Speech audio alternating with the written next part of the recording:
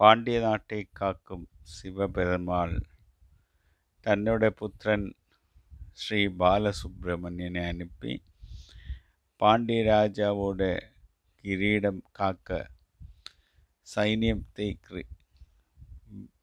சைனியத்தை உருவாக்க சொன்னது. அந்த சைனியம்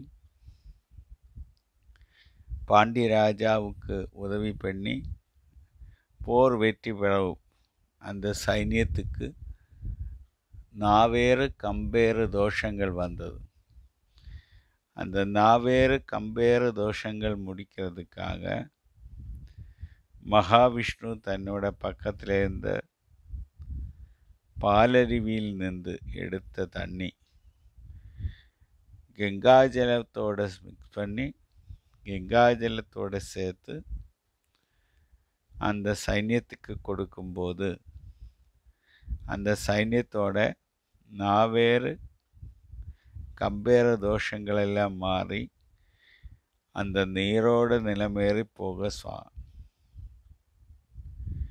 இது ஒரு கண்ணேற நாவேற தோஷத்தில் மாற்றத்துக்கு முருகனோட ஒரு மந்திரமாக்கும். இது நிறைய பேர் யூஸ் பண்ணி சக்ஸஸ் ஆகிருக்கு. Thank you friends, thank you.